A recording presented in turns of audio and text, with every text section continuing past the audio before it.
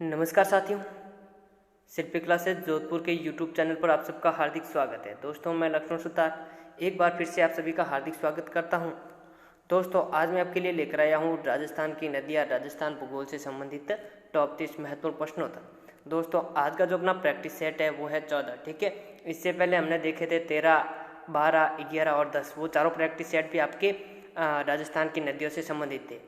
आज जो अपना लास्ट पार्ट है राजस्थान की नदियों का, ठीक है दोस्तों, तो आज हम राजस्थान की नदियाँ कंप्लीट कर लेंगे। और जो आपका अगला प्रैक्टिस सेट होगा 15 यानी 15 नंबर, वो आपका नया चैप्टर शुरू करेंगे। तो दोस्तों, आज शुरू करते हैं राजस्थान की नदियाँ।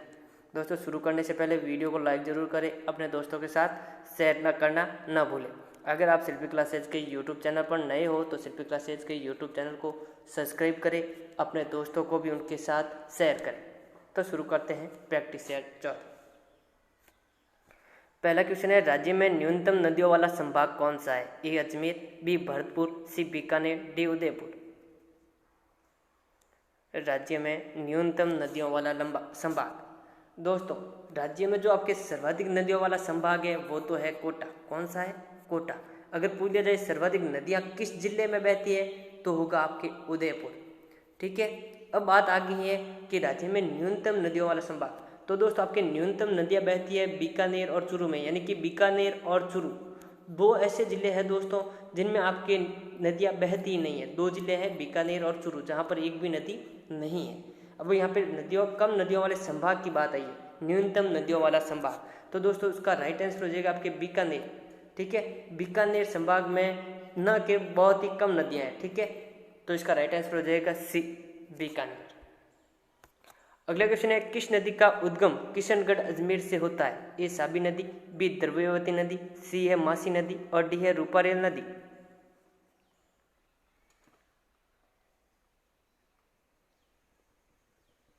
किशनगढ़ अजमेर से किस नदी का उद्गम स्थान होता है?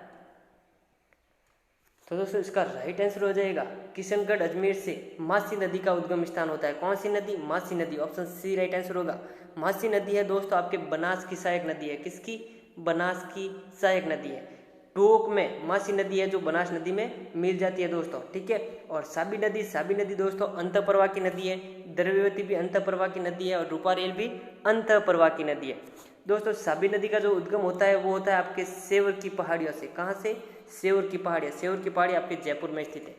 और दोस्तों, द्रव्यवती नदी है। कौन सी? द्रव्यवती। इसको आपके जयपुर की लाइफ लाइन कहा जाता है। जयपुर की लाइफ लाइन द्रव्यवती नदी है दोस्तों, ये आपके नाहरगढ़ की पहाड़ियों से निकलती है। नाहरगढ़ की पहाड़ियों से जयपुर से निकलती है द्रव्यवती नदी। और दोस्तों, रूपारेल निकलती है दोस्तों उदयनाथ की पहाड़ी से। कहाँ से? उदयनाथ की पहाड़ी। उदयनाथ की पहाड़ी कहाँ पे है? तो वो है आपके अलवर जिले में, ठीक है दोस्तों। तो इसका राइट आंसर हो जाएगा किशनगढ़ अजमेर से मासी नदी निकलती है जो कि बनास की सहायक नदी है। अगला क्वेश्चन है, ढील नदी किन जिलों में बहती है? ए बूंदी व सवाईमाधोपुर, बी है टोंक व बूंदी, सी है टोंक व सवाईमाधोपुर और डी है सवाईमाधोपुर व करौली। दोस्तों, ढील नदी के किनारे रेड सभ्यता विकसित हुई है दोस्तों। कौन सी? रेड। और ढील नदी का जो उद्गम स्थान है दोस्तों रेड है। रेड सभ्यता आपके टोंक जिले में स्थित है। किस जिले में स्थित है? टोंक। ढील नदी के किनारे टोंक में रेड सभ्यता विकसित हुई है दोस्तों। और रेड को आपके प्राचीन काल का टाटा नगर कहा जाता है। प्राचीन काल या प्राचीनतम टाटा नगर किसे कहा जाता है? रेड सभ्यता को। रेड किस नदी के किनारे? ढील नदी के किनारे, टोंक में। तो दोस्तों, ढील नदी का उद्गम तो टोंक हो गया। अब ये किन जिलों में बहती है? तो दोस्तों, इसका राइट आंसर हो जाएगा टोंक व Sawai Madhopur. Option C right answer होगा। ढील नदी किन जिलों में बहती है? टोंक व सवाईमाधोपुर जिलों में बहती है। और दोस्तों, सवाईमाधोपुर में ये बनास नदी में मिल जाती है। तो ढील किसकी सहायक नदी है? बनास नदी की, ठीक है दोस्तों। और दोस्तों, आपके जो बूंदी और सवाईमाधोपुर दे रखा है, यहाँ पर आपके चाकण नदी बहती है। कौन सी? चाकण नदी। चाकण नदी का उद्गम स्थान बूंदी जिला है। और दोस्तों, चाकण नदी है ये आपके चंबल की सहायक नदी है। किसकी? चाकण नदी चंबल की सहायक नदी है। तो ढील नदी किन जिलों में बहती है? टोंक व सवाईमाधोपुर। ऑप्शन सी। अगला क्वेश्चन है, पीर फखरुद्दीन की दरगाह एवं रमकड़ा उद्योग के लिए प्रसिद्ध गलियाकोट किस नदी के किनारे स्थित है? ए माही, बी सोम, सी साबरमती, डी जाखम। पीर फखरुद्दीन की दरगाह कहाँ पे है? गलियाकोट। गलियाकोट कहाँ पे है? डूंगरपुर में। तो दोस्तों, यहाँ पे पूछा है गलियाकोट डूंगरपुर किस नदी के किनारे स्थित है? दोस्तों रमकड़ा उद्योग कहाँ का प्रसिद्ध है? रमकड़ा उद्योग भी आपके गलियाकोट का प्रसिद्ध है। तो दोस्तों गलियाकोट डूंगरपुर में है। गलियाकोट डूंगरपुर किस नदी के किनारे स्थित है? गलियाकोट। तो दोस्तों इसका राइट आंसर हो जाएगा ए, माही नदी के किनारे। ऑप्शन ए राइट आंसर होगा, माही नदी के किनारे डूंगरपुर में गलियाकोट स्थित है। ठीक है दोस्तों, माही नदी का उद्गम कहाँ से होता है? तो माही नदी का उद्गम होता है मेहद झील से।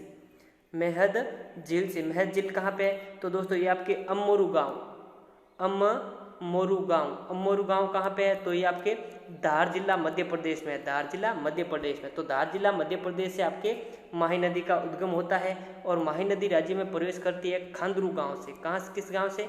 खांदरू गांव से। अगला क्वेश्चन है, निम्न में से कौन सी नदी राजस्थान में कर्क रेखा को 2 बार काटती है? ए चंबल, बी पार्वती, सी माही, डी लूणी। कौन सी नदी राजस्थान में कर्क रेखा को 2 बार काटती है? और दोस्तों ये भी क्वेश्चन बन सकता है कि कौन सी नदी उल्टे यू के आकार में बहती है? उल्टे यू के आकार में। तो दोस्तों अभी मैंने बताया था आपको माही नदी। माही नदी का उद्गम कहाँ से होता है? मेहद झील से। मेहद झील कहाँ पे है? तो धार जिला मध्य प्रदेश में। मेहद झील से आती हुई आपके बांसवाड़ा के खांदरू गांव से राजस्थान में प्रवेश करती है, प्रतापगढ़ डूंगरपुर होते हुए वापस गुजरात में चली जाती है दोस्तों। ठीक है, तो देखो आपके बांसवाड़ा में बहती है, प्रतापगढ़ और डूंगरपुर। तो दोस्तों जो कर्क रेखा है आपके डूंगरपुर और बांसवाड़ा से होकर निकलती है। तो देखो आपके माही नदी है कर्क रेखा को 2 बार काटती है, उल्टे यू आकार में भी बहती है। तो दोस्तों इसका राइट आंसर हो जाएगा आपके सी, माही नदी। कर्क रेखा को कौन सी नदी 2 बार काटती है? माही नदी। ठीक है, उल्टे यू आकार में कौन सी नदी बहती है? माही नदी। और दोस्तों चंबल का जो अपवाह तंत्र है वो है आपका वृक्षाकार। कैसा है? वृक्षाकार अपवाह तंत्र।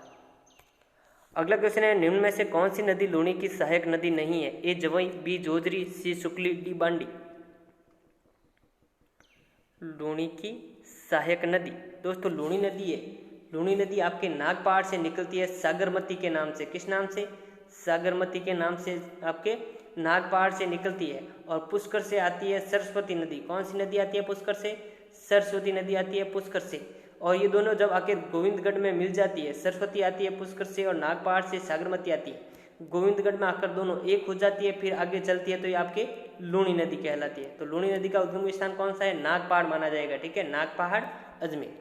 तो दोस्तों लूणी नदी की सहायक नदी नहीं है। तो दोस्तों इसका राइट आंसर हो जाएगा सी, शुक्ली नदी। ठीक है, शुक्ली नदी है जो लूणी की सहायक नदी नहीं है। ठीक है, और एक है दोस्तों सुकड़ी नदी। याद रखना, सुकड़ी नदी है जो आपके लूणी की सहायक है, शुक्ली नदी है लूणी की सहायक नदी नहीं है। शुक्ली नदी दोस्तों आपकी सैलवाड़ सिरोही से निकलती है। कहाँ से? सैलवाड़ सिरोही से शुक्ली नदी का उद्गम स्थान होता है। और सैलवाड़ सिरोही में शुक्ली नदी पर गोकुल भाई भट्ट बांध बना हुआ है। कौन सा? गोकुल भाई भट्ट बांध। शुक्ली नदी है दोस्तों आपके पश्चिमी बनास की सहायक नदी है। पश्चिमी बनास की सहायक नदी कौन सी है? शुक्ली। और सुकड़ी किसकी है? सुकड़ी है लूणी की। ठीक है, तो इसका राइट आंसर हो जाएगा सी, शुक्ली नदी है जो लूणी की सहायक नदी नहीं है। अगला क्वेश्चन है, जवई नदी का प्रवाह क्षेत्र है। ए पाली जालोर बाड़मेर, बी है पाली सिरोही बाड़मेर, सी है जालोर पाली सिरोही, डी है पाली अजमेर बाड़मेर।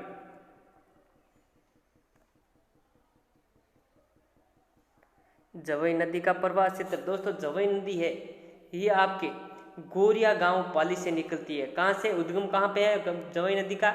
गोरिया गांव। गोरिया गांव कहाँ पे है? तो गोरिया गांव है पाली में। गोरिया गांव पाली से जवई नदी निकलती है। जवई नदी की लंबाई है दोस्तों 96 किलोमीटर। कितनी है? 96 किलोमीटर लगभग। ठीक है, तो दोस्तों जवई नदी पे आपके सुमेरपुर पाली में जवई बांध बना हुआ है। कौन सा बांध? जवई बांध। तो दोस्तों आपके गोरिया गांव पाली से निकलती है। तो देखो 2 ऑप्शन में पाली दे रखा, 3 ऑप्शन में पाली दे रखा है। तो पाली के बाद दोस्तों ये आपके जाती है जालोर जाती है। पाली से होते हुए जालोर, जालोर से बाड़मेर में जाकर लूणी में मिल जाती है। तो दोस्तों इसका राइट आंसर हो जाएगा ए, जवई नदी का प्रवाह क्षेत्र कौन सा है? पाली जालोर बाड़मेर। अगला क्वेश्चन है, निम्न में से किस बांध को मारवाड़ का अमृत सरोवर कहा जाता है? ए पिचियाग बांध, बी बांकली बांध, सी जवई बांध और डी है कडाना बांध। मारवाड़ का अमृत सरोवर दोस्तों पिचियाग बांध है लूणी नदी के ऊपर स्थित है। बांकली बांध है ये सुकड़ी नदी के ऊपर स्थित है। और जवई बांध है जवई नदी के ऊपर स्थित है। और कडाना बांध दोस्तों गुजरात में है। कहाँ पे है? गुजरात में। किस नदी पे है? तो वो माही नदी पे। तो आपको यहाँ पे बताना है कौन सा बांध है जो मारवाड़ का अमृत सरोवर कहलाता है। तो दोस्तों इसका राइट आंसर हो जाएगा जवई बांध, ऑप्शन सी राइट आंसर होगा। जवई बांध को मारवाड़ का अमृत सरोवर कहा जाता है। और दोस्तों जवई नदी को पश्चिमी राजस्थान की गंगा कहा जाता है। पश्चिमी राजस्थान की गंगा जवई नदी, मारवाड़ का अमृत सरोवर जवई बांध। जवई बांध कहाँ पे है? तो सुमेरपुर पाली में। ठीक है दोस्तों। और बांकली बांध है दोस्तों, बांकली बांध आपके लूणी की सहायक नदी है सुकड़ी, तो सुकड़ी नदी पर बना हुआ है आपके बांकली बांध। अगले क्वेश्चन है, निम्न में से किस स्थान से आगे लूणी नदी का पानी खारा हो जाता है? ए बिलाड़ा, बी सुमेरपुर, सी पचपदरा, डी गोविंदगढ़। किस स्थान के आगे लूणी नदी का पानी खारा हो जाता है? दोस्तों लूणी नदी को आपके खारी मीठी नदी भी कहते हैं। क्या कहते हैं? मिट्टी खारी या खारी मीठी नदी भी कहा जाता है। तो दोस्तों लूणी नदी का है जो आपके पचपदरा बाड़मेर से आगे लूणी नदी का पानी है वो खारा हो जाता है, तो इसका राइट आंसर सी हो जाएगा, पचपदरा बाड़मेर। अगले क्वेश्चन है, राज्य के कुल अफवाह क्षेत्र का लगभग कितना प्रतिशत भाग अरब सागरीय अफवाह तंत्र के अंतर्गत आता है? ए है 1/2, बी है 1/4, सी है 1/6 और डी है 1/3। अरब सागरीय प्रवाह दोस्तों राज्य में 3 तरह का अफवाह तंत्र पाया जाता है। एक अरब सागरीय, दूसरा है बंगाल की खाड़ी, ठीक है, बंगाल की खाड़ी अफवाह तंत्र, और चौथा है आपके आंतरिक प्रवाह की नदियाँ। ठीक है, तो दोस्तों अरब सागरीय प्रवाह है वो आपका 17% है, बंगाल की खाड़ी है वो आपका 23% है, और 60% है वो आपका आंतरिक प्रतिशत है। तो अरब सागरीय 17% है दोस्तों। तो देखो 17/100 करो तो कितना आएगा? 1/लगभग 6 के आएगा। तो इसका राइट आंसर हो जाएगा सी, 1/6, ऑप्शन सी राइट आंसर होगा। अगला क्वेश्चन है, काकनी नदी का उद्गम स्थल है? ए पोखरण जैसलमेर, बी शिव बाड़मेर, सी है लोधरवा जैसलमेर, डी है कोटड़ी गांव जैसलमेर।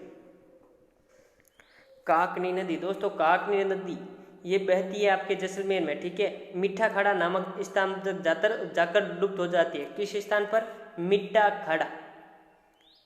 मीठा खड़ा नामक स्थान पर जाकर लुप्त हो जाती है, और कभी कभी इससे आगे चलती है, तो इसके आगे चलती है तो ये मसूरदी कहलाती है। क्या कहलाती है? मसूरदी।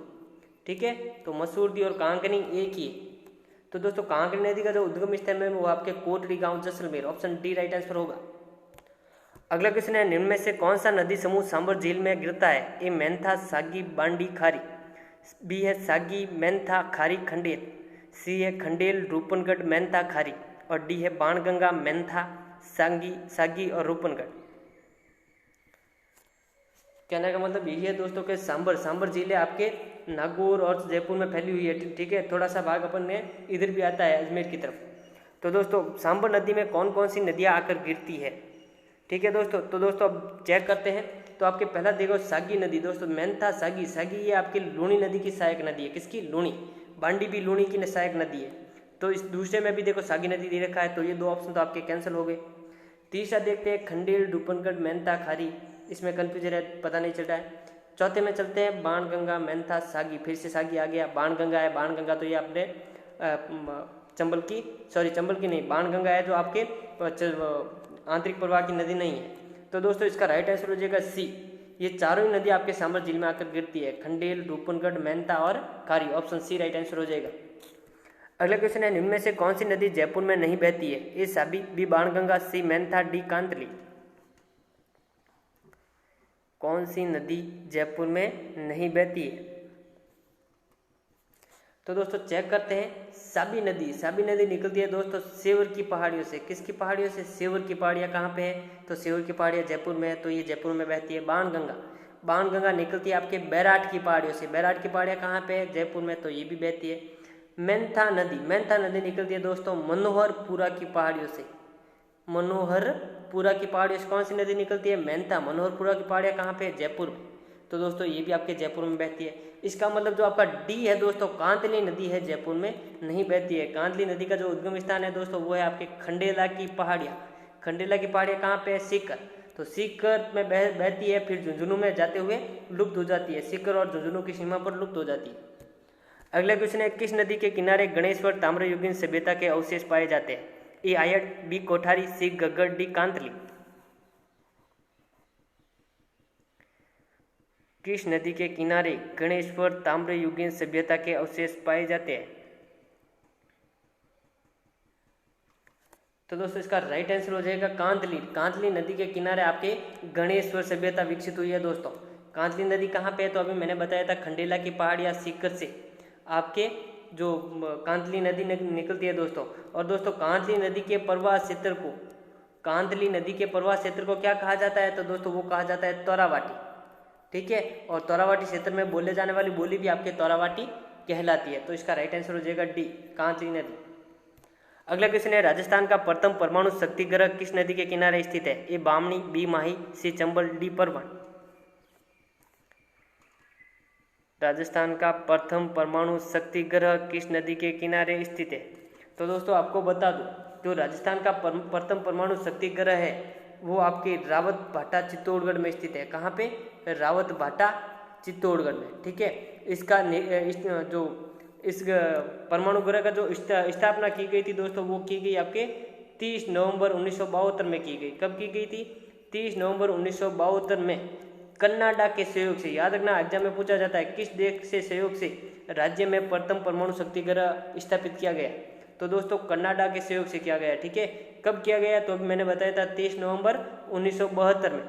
ठीक है, 30 नवंबर 1972 को कनाडा के सहयोग से रावत भाटा चित्तौड़गढ़ में राज्य का प्रथम परमाणु शक्ति ग्रह स्थापित किया गया है दोस्तों।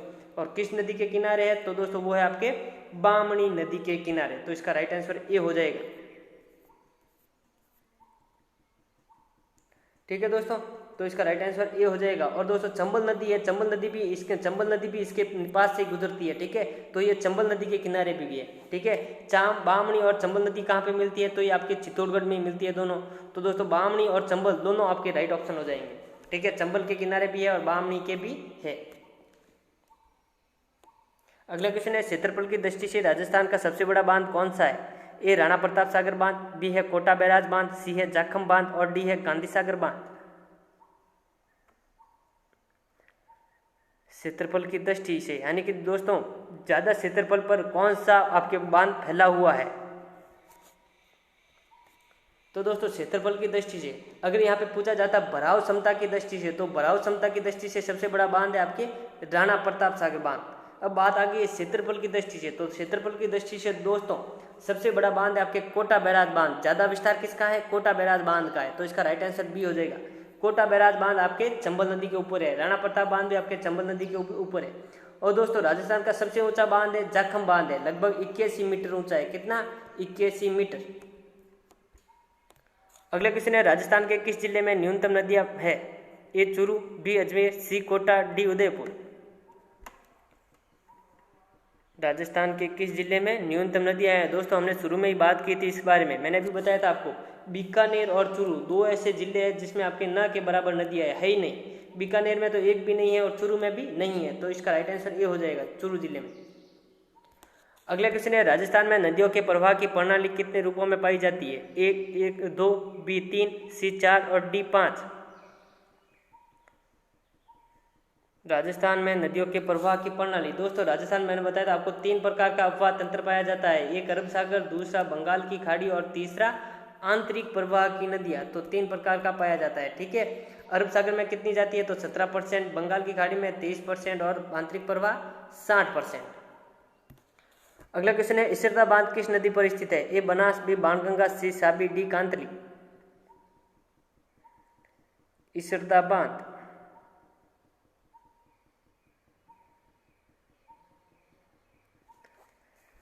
ईश्वरदा बांध, दोस्तों इधर ईश्वरदा बांध है आपके सवाईमाधोपुर जिले में स्थित है। किस जिले में? सवाईमाधोपुर। ठीक है, और किस नदी पर बना हुआ है? तो दोस्तों इसका राइट आंसर हो जाएगा आपके ए, बनास नदी पर सवाईमाधोपुर में ईश्वरदा बांध बना हुआ है। टोक में बना हुआ है आपके बिशलपुर बांध। बिशलपुर बांध कहाँ पे है? टोक में है। ठीक है दोस्तों, तो इसका राइट आंसर ये हो जाएगा बनास नदी पर। अगला क्वेश्चन है, चूल या जलप्रपात किस नदी पर स्थित है? ए मांगली, बी बामणी, सी बनास, डी चंबल। चूल या जलप्रपात, दोस्तों राजस्थान में मुख्य 3 प्रकार से जलप्रपात है। एक है चूल या जलप्रपात, तो चूल या जलप्रपात है राजस्थान का सबसे ऊंचा जलप्रपात है, लगभग 18 मीटर ऊंचा है दोस्तों। ठीक है, और एक है आपका मैनाल जलप्रपात। मैनाल जलप्रपात है आपके मैनाल नदी भीलवाड़ा में स्थित है। और एक है दोस्तों आपके भीमतल या भीमलत भी कहते हैं, भीमतल या भीमलत। तो दोस्तों भीमतल या भीमलत ये जलप्रपात है आपके मांगली नदी बूंदी में स्थित है।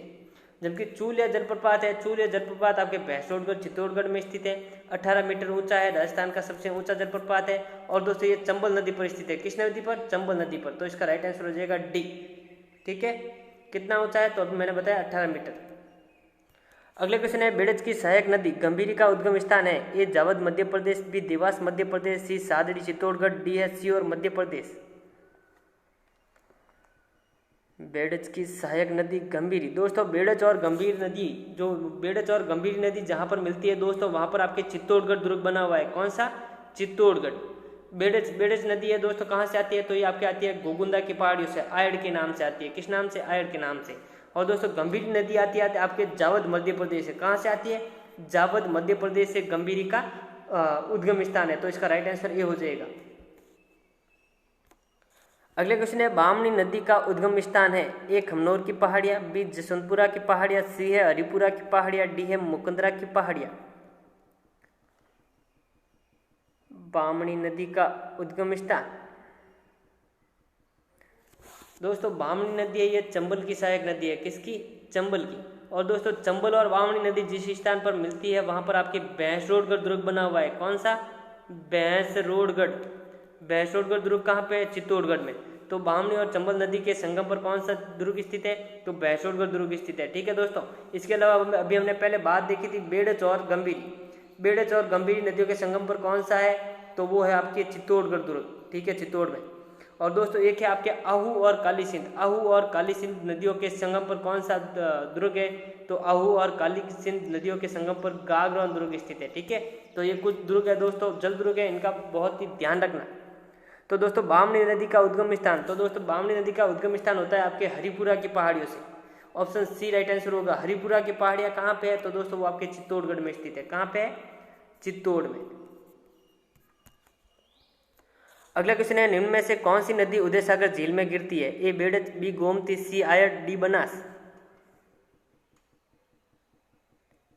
कौन सी नदी उदय सागर झील में गिरती है? दोस्तों उदय सागर झील कहाँ पे है? तो उदय सागर झील आपके उदयपुर में है। उदय सागर झील का निर्माण किसने करवाया था? उदय सिंह ने करवाया था दोस्तों। तो अब बात आती है उदय सागर झील में कौन सी नदी गिरती है? तो दोस्तों आपके गोगुंदा की पहाड़ियों से, किस पहाड़ियों से? गोगुंदा की पहाड़ियों से निकलती है आयड़ नदी। कौन सी? आयड़ नदी। आयड़ नदी गिरती है आपके उदय सागर झील में, और उसके बाद आगे निकलने के बचाती है बेड़ज कहलाती है। क्या कहलाती है? बेड़ज। तो देखो गिरी कौन सी नदी? आयड़। निकली कौन सी? बेड़ज। तो यहाँ पर कौन सी गिरती है पूछा है, तो दोस्तों इसका राइट आंसर हो जाएगा सी, आयड़ नदी गिरती है। ठीक है, निकलती कौन सी है? बेड़ज। याद रखना, इंपॉर्टेंट है बहुत ही, एग्जाम में ऐसे क्वेश्चन पूछे जाते हैं। तो इसका राइट आंसर सी हो जाएगा। अगले क्वेश्चन है, सीता माता अभियान से होकर कौन सी नदी बहती है? ए सोम, बी बामनी, सी गंभीरी, डी जाखम। सीता माता अभियान से होकर बहने वाली नदी। दोस्तों सीता माता अभियान है कहाँ पे? पहले आपको ये पता होना चाहिए। सीता माता अभियान है आपके प्रतापगढ़ में। तो आपको पता करना है कौन सी नदी प्रतापगढ़ में बहती है। तो दोस्तों देखते हैं, सोम नदी। सोम नदी तो आपके उदयपुर है और वापस इधर डूंगरपुर में बहती है। ठीक है, बामनी नदी चित्तौड़गढ़ में बहती है। गंभीरी नदी ये भी आपके मध्य प्रदेश चित्तौड़गढ़ में बहती है। तो बची है जाखम। तो दोस्तों जाखम नदी का उद्गम स्थान कौन सा है? तो दोस्तों जाखम नदी निकलती है आपके छोटी सादड़ी से। कहाँ से?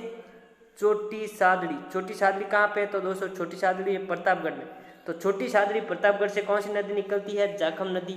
और सीता माता अभियान कहाँ पे है? ये भी आपके प्रतापगढ़ में। तो दोस्तों इसका राइट आंसर हो जाएगा डी, जाखम नदी है सीता माता अभियान प्रतापगढ़ से होकर बहती है। अगला क्वेश्चन है, निम्न में से कौन सी नदियाँ बनास की सहायक नदी नहीं है? ए है मोरेल, बी मासी, सी गुहिया, डी डाई। कौन सी नदी बनास की सहायक नदी नहीं है? तो दोस्तों इसका राइट आंसर हो जाएगा आपके गुहिया नदी। गुहिया नदी है जो आपके बनास की सहायक नदी नहीं है। मोरेल है, मासी, डाई, ये तीनों आपके बनास की सहायक नदी है। जबकि गुहिया किसकी सहायक नदी है? गुहिया है दोस्तों लूणी की सहायक नदी। किसकी? लूणी की सहायक नदी। दोस्तों मासी नदी का भी मैंने बताया था आपके किशनगढ़ अजमेर से निकलती है। कहाँ से? किशनगढ़ अजमेर से। किसकी सहायक नदी है? बनास की। और गुहिया है लूणी की सहायक नदी। अगला क्वेश्चन है, चंबल नदी प्रतिशत के आधार पर सर्वाधिक बीहड़ किस जिले में बनाती है? ए करौली, बी सवाईमाधोपुर, सी धौलपुर, डी कोटा। चंबल नदी प्रतिशत के आधार पर सर्वाधिक बीहड़ किस जिले में बनाती है? दोस्तों अगर ऐसा नॉर्मली बात किया जाए चंबल नदी सर्वाधिक बीहड़ किस जिले में बनाती है, तो वो बनाती है आपके धौलपुर में। लेकिन यहाँ पे प्रतिशत की बात हो रही है। चंबल नदी प्रतिशत के आधार पर सर्वाधिक बीहड़ किस जिले में बनाती है? तो दोस्तों इसका राइट आंसर होगा आपके धौलपुर, सी राइट आंसर होगा। अगला क्वेश्चन है जल द्वारा मृदा का परत अपरदन सर्वाधिक किस जिले में होता है? ए कोटा, बी उदयपुर, सी राजसमंद, डी झालावाड़। जल द्वारा मृदा का परत अपरदन किस जिले में होता है? दोस्तों जल द्वारा मृदा का अपरदन दो प्रकार से होता है, एक तो होता है परत अपरदन और दूसरा होता है अवनालिका अपरदन। ठीक है, तो आपके चंबल नदी द्वारा अवनालिका अपरदन है सर्वाधिक कोटा जिले में होता है। लेकिन यहाँ पे पूछा है जल द्वारा मृदा का परत अपरदन, तो दोस्तों जल द्वारा मृदा का जो परत अपरदन सर्वाधिक होता है वो होता है आपके राजसमंद जिले में। इसका राइट आंसर सी होगा। अगला क्वेश्चन है पाली शहर किस नदी के किनारे स्थित है? ए खारी, बी बांडी, सी जवई, डी सुकड़ी। पाली शहर किस नदी के किनारे स्थित है?